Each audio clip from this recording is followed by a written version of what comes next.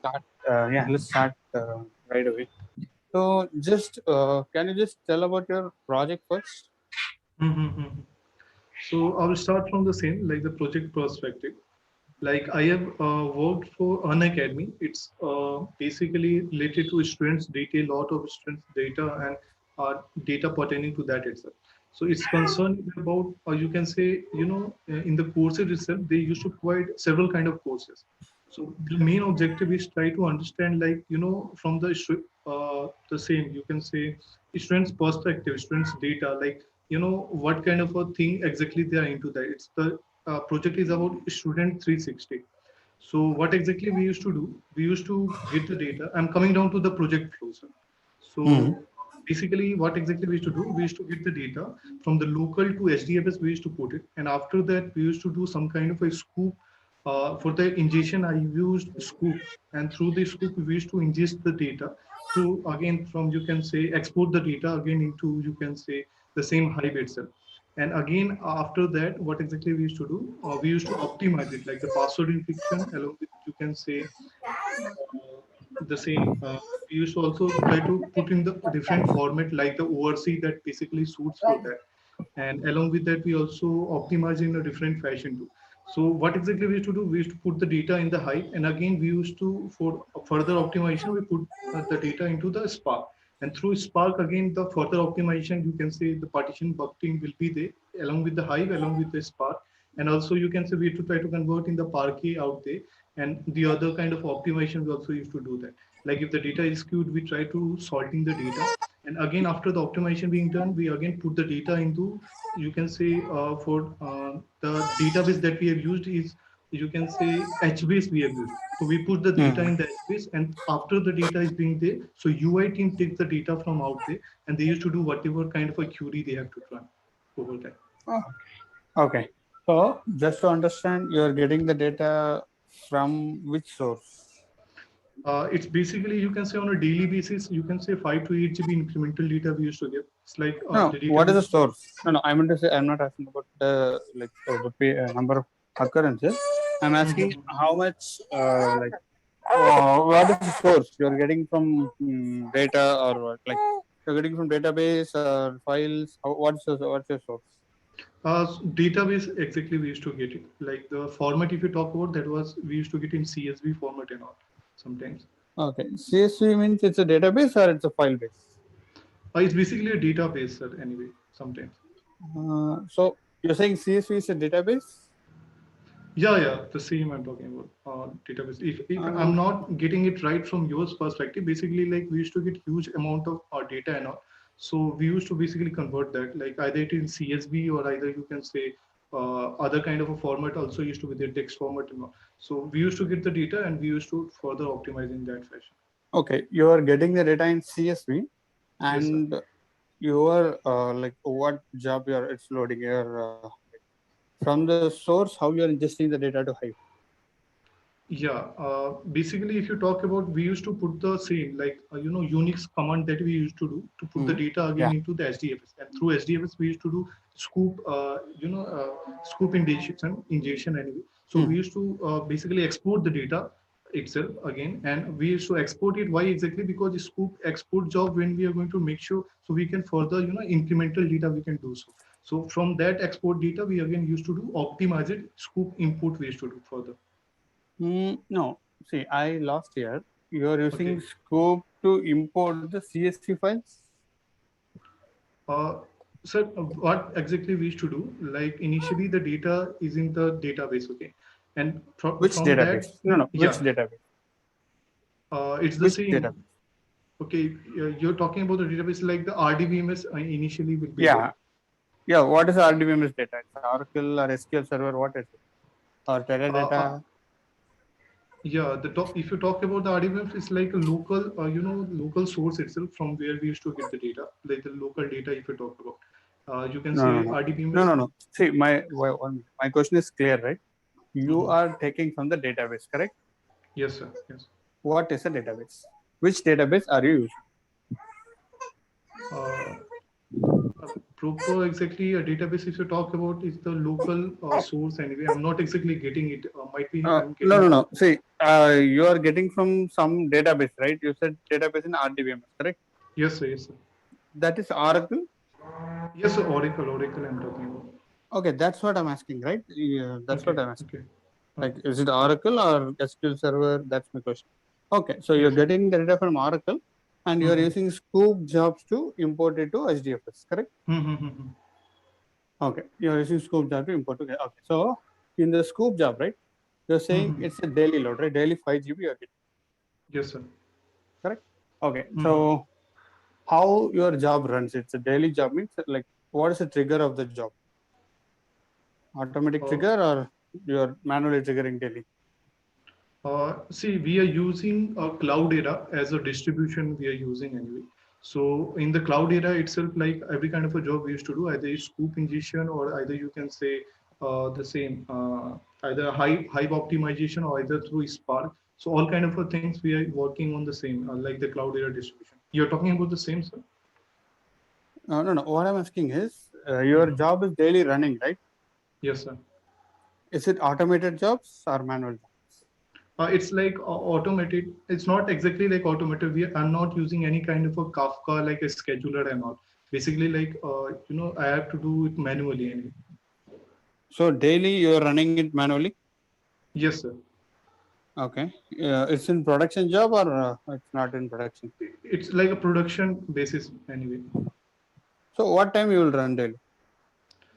It's, if you talk about, it's basically like depends anyway, like what kind of a requirements we have, because on a daily basis the requirement used to become like if the requirement is Hmm. there, again sometimes what really happens, that there's an incremental data that is coming on, again sometimes the change request is coming on, so also we have to incorporate those two, also we have to instantiate those two, and if some week like the job got slower, so we also think of different kind of optimization to make sure we don't get this kind of a job gets slower. So in that fashion, we should do that. So okay. Mm, let's say you're getting incremental load one day. Okay. So Mhm. what is the change you will do exactly in your job? For that concern, if the incremental data we are getting, so again, as I mentioned, like it's not something like scoop command we are using. We are making a scoop job anyway. So for that scoop job to execute, we are using the incremental data. Like if you are getting you can say just for an example, CSV data we are getting, and we are trying to implement. So already scoop job we have. So further we are trying to implement in that way anyway, So in this what particular way. exactly you do in Scoop? See, my main, we are basically a team of five. Like as a developer, everyone was an individual contributor. My main role was in Scoop itself. So in Scoop, what exactly I used to do? I used to do Scoop ingestion, in which in my project, I main concern about Scoop ingestion, and also in Spark is like Spark optimization, like the fine tuning and all that I used to do from my end. So it's basically Okay. like the Yeah, yeah. See, my question is simple, right? If yes, sir. you want to do incremental ingestion, Mhm. what exactly you have to do? Like, how do you? Like, I have a database. Okay, I don't know anything. Okay. Tell me Mhm. how do it do the Scoop incremental load? Okay, so initially, sir, data will be in a particular source. Just for an example, I'm giving you. Suppose the data is in a particular like the computer C anyway. Okay, so Hmm. what exactly I used to do? I used to run the scoop command. Just an example, if you are running a scoop job, then scoop, you can say scoop import. Then I used to do the command itself later on, like the security concern that exactly I used to do password encryption there. So password Hmm. encryption content I used to write. Again, I have to mention the particular table and also you can say a staging table so that Hmm. whatever the export that I'm trying to do, so it will be proper. It's not like a 50% or like 90%, it's like the complete export will be there. Again, the clear staging table I used to mention, and also the you can say Hmm. directory and all from exactly where we are putting the data. And in that way, Hmm. I used to do it. Are you looking for the Okay, same, like so what kind of process I'm talking about? uh, you're see you're just explaining me the Spark command, right? Scoop Yes, sir. command. Yes, yes, sir. How do you like where you are specifying it's an incremental load here? That's my question, right? Where do you specify it's incremental or full load? Okay. See, in incremental, sir, there are two kind of a thing. One is incremental append and another is incremental last modify. So supposing the last 3 to 4 if I'm getting a incremental data, so in that concern we used to do like incremental append, and we also have to mention incremental append in the scoop command itself, so that last modified value is 0. Suppose the things is done like last value, and again if the value is incremented, so what is the last value displayed there? Again we are trying to run the command in that fashion, if you're getting so, Okay. and also the directory Okay. location will be on. Yeah. Okay, that's fine. So you said you are optimizing in Spark, right? Yes, sir. What is the optimization you are doing? Yeah, in terms of Spark, if you talk about, so there are different kind of optimization. First of all, is like if you are joining two kind of a table, like two Hmm. large table, if you talk about, so definitely the partition by that I am using. If I am talking about, you can say one small table, one big table. So in Hive, there is a concept of, you can say, side map join. But here in Hmm. Spark, we have a concept of broadcast join anyway. That can be broadcasted over the data node, so that will be much more easier. It's like the same, you can say, in the same side map join. And there's another optimization. Definitely the Parquet format is like much more suited. So we try to put the data into the Parquet format, which involves much more scannable, much more scalable, much more efficient on comparing to ORCM. So at least minimum these three I try to do, and also you can say if there is a partitioning going on, so that data Hmm. is not getting skewed anyway. So for that Hmm. concern, we also make sure data gets partitioned. If there is a needed for repartition, we used to do repartition, and also if there is a repartition done, we try to minimize it. So we also used to do coalesce, and also if you want to store in like the cache and persist, so also we used to do that. So, okay. One thing is, while broadcasting, right? If you mentioned about broadcasting, Yes, sir. what is the limitation for the broadcast? Limitation is definitely said the size of the small file has to be, you can say, that can be fit into a Spark memory. This is the main Hmm. concern anyway, because if Hmm. the size is bigger, so there is no meaning of broadcast joining anyway, because again it's going to over the Spark memory. Oh, okay, that is fine. Mhm. And you mentioned about repartition, right? Can you tell me like how do you arrive? Do you have any formula how to use the repartitioning size of Spark RDDR data frame? Okay, you talk about like how exactly I used to do the repartition. Why exactly I'm doing repartition? You're talking about that, so. Yeah, yeah. Why you are doing repartition and Mhm. how do you set like repartition is an integer value you are going to keep, right? Yes, sir. Yes, sir. How do you arrive at that number? Okay, so if you talk about particular data anyway, I will tell you why exactly I'm doing so. Then I will Hmm. tell you about like what is the number anyway. So initially, suppose if I'm getting, just for an example, if I'm getting like 100 GB data and all, okay. So Hmm. in that concern, definitely I'm not going to use the coalesce anyway, because the data is basically skewed at the same time. So coalesce is not suited at that time. So we used to do Hmm. repartition so that multiple partition will be there, so that it will be easier for you, try to understand what kind of a data, it is about. So we used to do a repartition depending on, the number of executor and all. So we used to do the repartition. Either it can be, it's not something like I can mention you right now, like I do 4, 6, depending on the job itself. I just can't say right away, Hmm. sir. And after the repartition or each partition is being done, so try to optimize it kind of a partition. We try to do coalesce. So in that fashion, I used to do it. Okay. Okay, fine. So, what is Spark operation you have done in your project, like using this optimization technique? Mhm. What exactly you do in Spark? Okay, so first of all, I'll tell you what exactly we should do. So the data from the Hive initially, on the project perspective, I'm telling you. So Hmm. the data that I'm getting through Hive, definitely we are trying to make an external table so that it can be used apart from the Hive itself. And after Hmm. that, the data that is being, we try to do like the data frame conversion of that, so that it can be used in the Spark, and also on that, it's you can say the optimization perspective. If you're gonna go for that, so we used to do, you can say initially, as I mentioned, like the different kind of optimization. Partitioning is Hmm. always there. In Hive also we use partitioning and buffering, but in Spark our main concern is the same, like partition by itself to make much more partition. And again, if there is a thing needed, we also used to optimize in that fashion. You can say either Parquet format, or either you can say uh, the same broadcast join and all. Broadcast variable that is being used in. So there are different Hmm. kind of and also skew data is there. I will tell you one example, sir. what really happens, like one of my colleague was trying to do, shuffling out there. Shuffling was needed at that time. And what really Hmm. happens, because that there was, with a similar key, there was too much data, nearly 70% data was there. So he was getting memory out exception either. So when I have a Hmm. deep down look at the code, I get to know, like, he was using somewhere group by key. And due to that, he was Oh. getting this kind of error. So what I did from my end, I introduced the concept of salting. I added some random number to that key, and what really happens, the data would scatter into different partition, and we are able to clear that kind of a problem in my project. So in that fashion, we Hmm. try to do, if there is a thing needed, so definitely we try to improvise it. Oh. Okay, that's good. But like in Spark, you're reading from Hive, isn't it? Not exactly, like if the thing is needed, so we used to do that, that concept, and we also trying to So put that into data frames. So. no, no. Or like, so what exactly you're doing? Like if you read from the data frame, right? I assume you read from Hive and then you created a data frame, correct? Yes, sir. Yes, sir. What else you're doing? Like what else could be your source? Okay, you're basically talking about my day-to-day activities in the project, sir? No, no, no. Exactly. I'm saying you one source you're reading from Hive, right?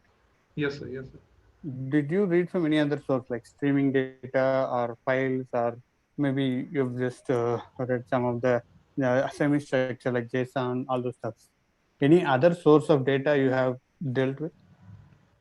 Sir, as if now I've not dealt with much data. Basically, I've dealt with the same like CSV text file and all. I'm basically concerned about like the structured data. I've not dealt with unstructured data like the photo and all, Hmm. even like the JSON and all. I've not dealt with that. And Okay. the things that, sir, we are working on premise. We are not working on the cloud itself. So we have a Hmm. SDFS where we exactly used to store the data, and Okay. so in that fashion, we used to do that, sir. So, okay, fine. So, how do you handle the files if you don't have the header? How do you create the data frame out of it? Okay, header, basically how to create a header on a data frame anyway you're talking about? No, no. I mean, you receive. Let me. I'm giving you one file. Okay, one file. I'm giving you with 1 GB or 2 GB. You can think of it. And Yes, sir. it does not have any header, but I'm saying Okay. it's a CSV file. Now, Okay. I'm giving you the header separately. Okay, let's Okay. assume Okay. I'm giving separately. So, how do Mhm. you combine both? Like, what will you do in this time? Okay. So I believe header will be definitely the small file anyway, right? Hmm. Because when you're Yeah, going to correct, correct, so correct. definitely in that concern, I believe the broadcast will be much more suited from my own perspective. What I think so, and Hmm. in that way we can try to the same broadcast variable, try to join that, and later on we Hmm. can put the optimization in that way. No, no, no, no. Yes, sir. Like anyway, you don't have to go to broadcast and all, right? Like, why do you want to just to add the header into your data frame? You're going to Yeah. broadcast? No, I'm basically talking about if there's different other files are too. I'm not talking about single file, like two file we can join so, but I'm Yeah, yeah, basically that's talking. right. I'm not asking you to join. I'm Yes, sir. saying I'm giving you the header separately. That's all. I'm not asking you to join or anything. How do you put Mhm. the header into the same data frame? Okay, header exactly into the same file you're talking about. Uh, yeah, same file. I'm giving you one file. Okay, How do you do that? How do you handle that? Okay. okay. So will there be any kind of a, you can say, uh, ID and all that we can join? If I'm not No getting that IDs. wrong. No IDs are there. Okay, only Maybe you header I can have use the to. same ordering. Same Yes. ordering you can use. I can tell you Okay. same ordering. Okay. So there's something like a serial number that you're talking about that is having the same No, no, anyway. ordering. Like let's say in CSV Okay. you have first field as like serial number, then the same Mhm. serial number. Serial number will be there as your first key in your header, Yes. like that. Yes. Uh, so I don't know about that. So Okay. anyway, I'm Okay. sorry. Fine. Yeah. Okay. Let's move on to the next question. So that is fine. You're ready. So have you dealt with Avro file format other than Parquet? Have you dealt with any other file format?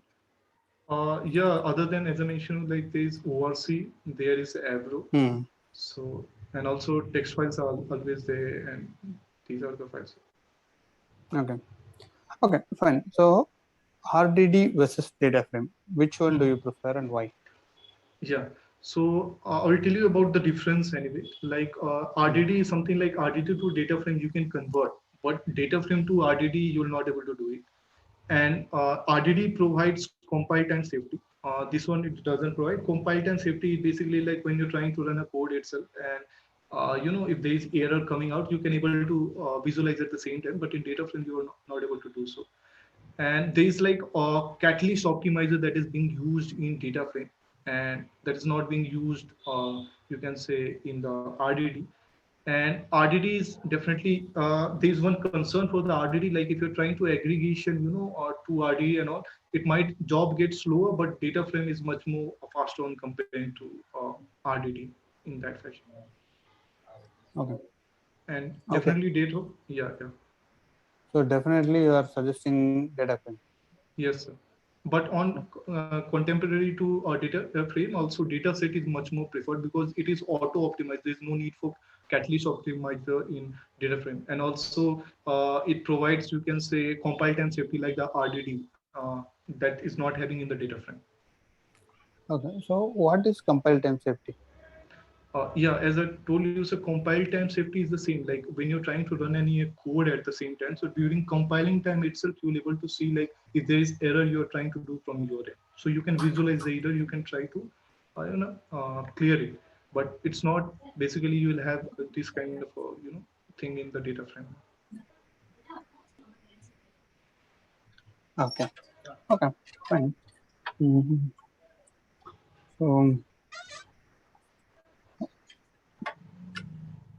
So, let's talk about writing data frames, right? Like where you like after you've done your operations and all, where do you store the data frames output? Like, Okay, data frame output, you're basically talking about like where exactly I used to store it. yeah. Okay, or Mm. data frame output basically I used to store anyway. It depends anyway. Like see, sir, I just can't say like where exactly I have to store because it depends on the requirement anyway. Like if you there are two kind of a things. Like either you want to store in memory or you want to store in the disk itself. So suppose the size is much more bigger. You don't think it's gonna suit out there, so you're gonna definitely store. You're gonna use persist at that moment, or if you think like it's the size is enough, you know exactly, so you can store in the memory itself. It depends on you, sir. Okay, so I'm asking about finally like storing it to the like table or something external storage. I can't get it. Can you please repeat, sir? Yeah, yeah. So once you've done all your operation, Yes. have you stored it in HBase or Hive? Those Yeah, stuffs. Those. yeah, I'll tell you about that, sir. See, anyway, like if the data, if I'm getting through anyway, like whatever the firm as if now, and HBase, why exactly we used to do? Because in HBase we can't do any kind of a computation operation. It's basically like to have a data and try to visualize the data in how exactly on a column basis. So it's much more easier. So that's why it's considered as the database. So if I'm going to visualize the data, what exactly I will do? I'll try to again try to keep the data. I'll try to do Hive HBase integration. Try to make sure the data is also visible from the Hive and also from the HBase. So I'll try to put the data again in Hive and try to do in that fashion anyway. So, Yes. will you be able to put the data into HBase and create external table in Hive? That is possible. Uh, Again, you are telling me to create an external table on HBase and try to visualize on Hive.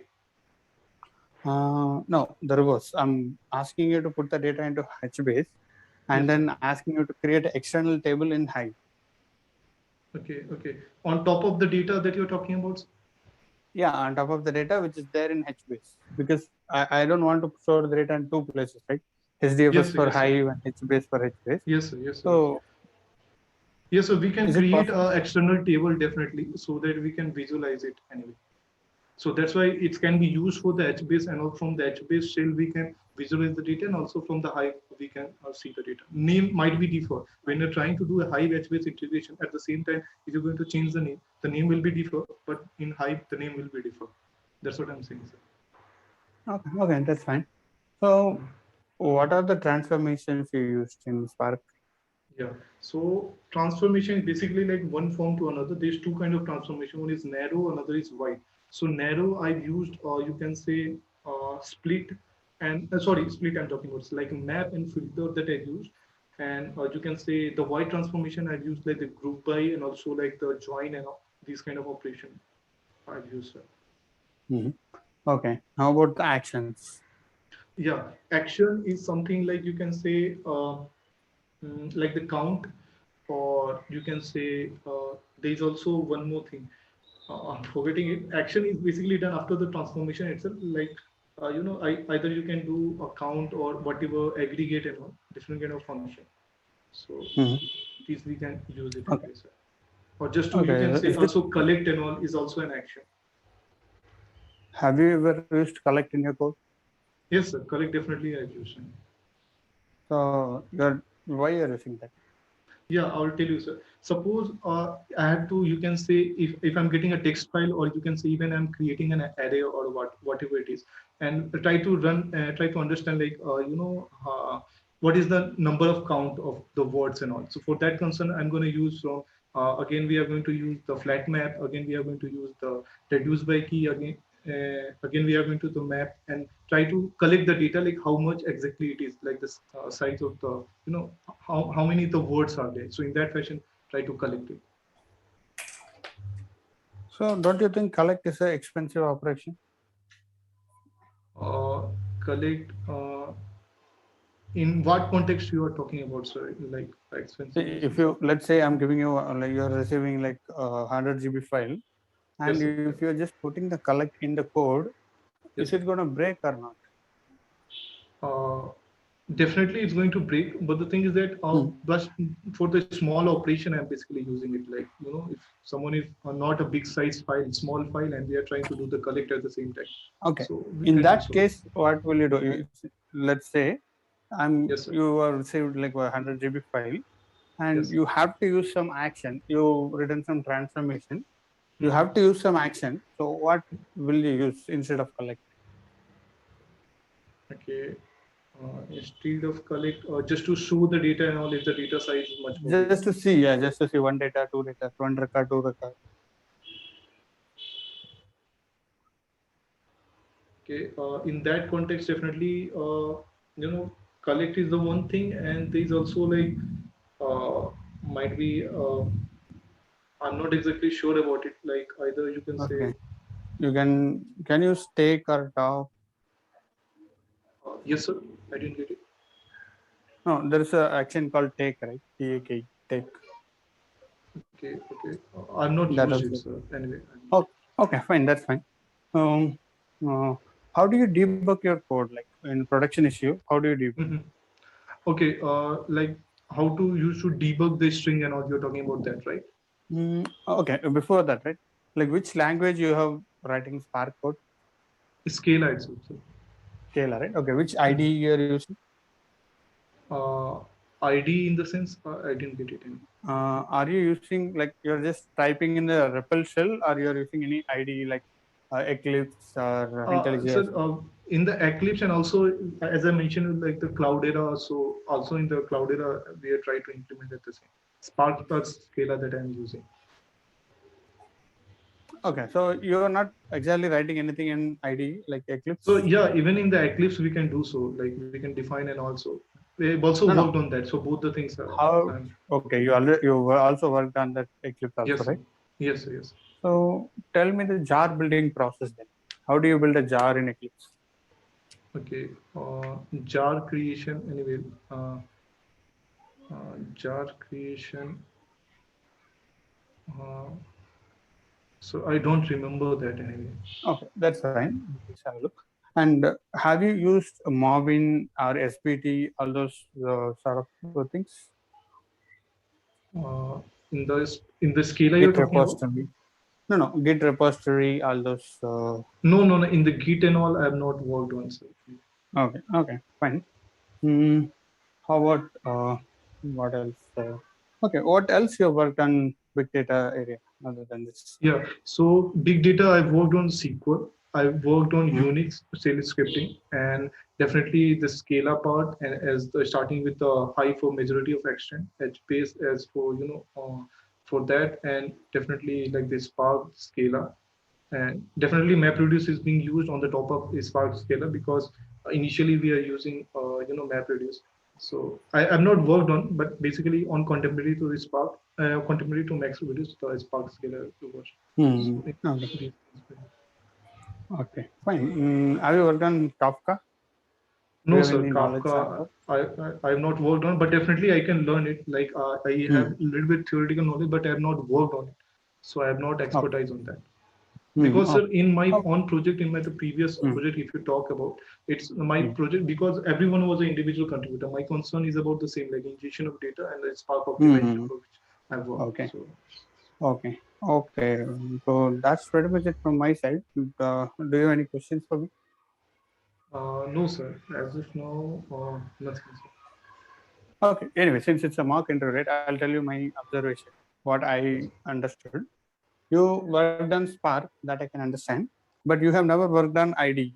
Like Okay, you okay. not much developed much programs in IDE. That's what I understood. Correct? Yes sir, yes sir, yes.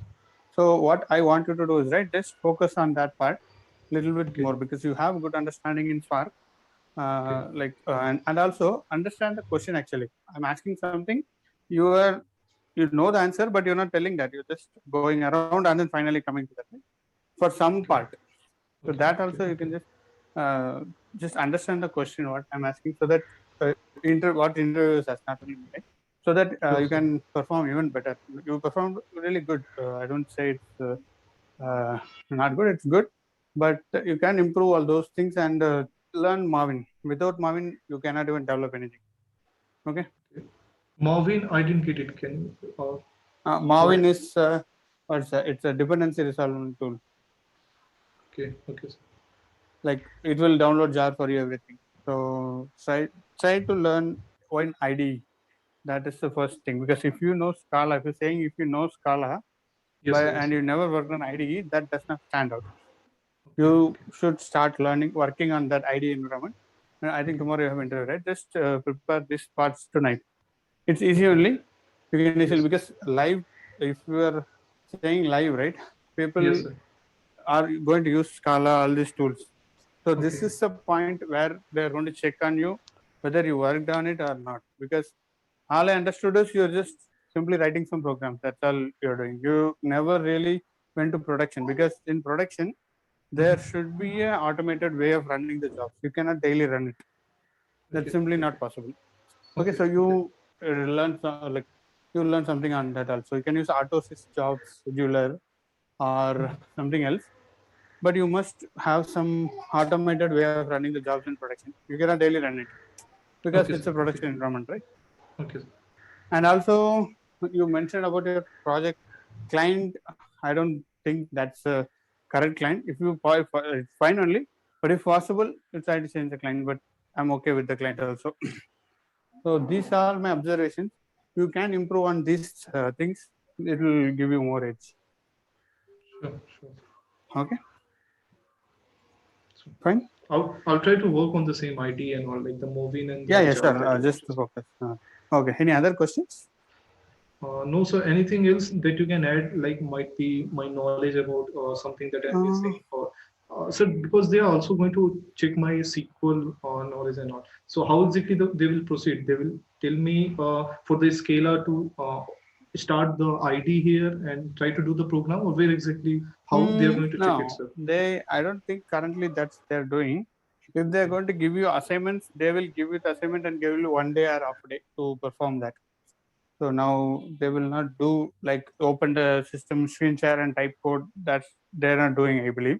Okay, okay. So if they're giving some assignment, giving you some assignment, they will give you one day to complete. I have one assignment. Like I've not started with the interview, but they have given me exam assignment. There's a company Qlibri. It's a Sweden-based Mm. company. So what exactly they given me some assignment like Spark with Scala, some database they have given like how many has views and what kind of viewers is from different country. How exactly we are going to collaborate with that. So these kind of assignment I've got, but it's not even my first round has started. So I'm talking about, sir, how to, how to do the same, like the SQL and all, if they're going to check from my end. So how they are going to check it in, because I'm not good in that. Mm. So that I'm not sure. Actually, different companies will have different things. Maybe. if like usually live they will not ask you to code. That's what I know. Okay. But if they Okay. ask you to code, they will give you some kind of web UI. So there you will have the SQL part where you can write, there you can see. That's how they will contact for SQL. Okay. Okay. Huh? But SQL, yeah, you can brush up your SQL also. Because in Spark, you mentioned you work in Hive and all, right? So that will give you some. And also, when you start your project, right, try to include the Spark as early as possible. Because, like, for the first 5 minutes to 10 minutes, I didn't hear the Spark. Like, after later only you added, okay, I'm using Spark also in my project, right? Yes, sir. Like, Yes. nobody really interested in Hive scoop that anybody is doing Okay. right now. Okay. So Okay. focus more on the Spark related job. You know, the optimization, that's good. And yeah, HBase is fine. HBase, I did not ask much questions though, but I Yes, sir. believe salting and all those stuff you already know, region server, all those stuff you know. So I Yes. am leaving that. But yeah, focus on the IDE programming part. That's Mm-hmm. what I'm missing, I believe. If you can overcome that, you can easily crack many interviews. Sure, sir. Sure. Thank you, sir. Oh, Anyway, thank you for giving the time, sir. Because sir, tomorrow was my interview. I've not, given any kind of a mock interview previously, so I hmm. don't know how exactly it's going to happen, sir. I've tried Okay, that's contacting, good. fortunately telling you, sir, I've tried contacting almost 4 to 5, teacher and or whoever used to teach on the YouTube and all. But sir, some teacher has told me like there's one more tech savvy, if you remember anyway. He also used to teach in YouTube, if you Hmm. remember or not. So sir, I also contacted him, sir, and he told he will let me know, but the thing that's not happened till now. So that's why I was Oh, looking. Anyway, sir, thank you for that. That okay. you gave the time, sir. Okay. Okay, Karan. All the best. So all the best for your interview. Let me know how it goes. Let's Sure, see. sir. Sure. Keep in touch. Okay. Thank you. Thanks. Okay. Bye. Thank you. Sure. Bye.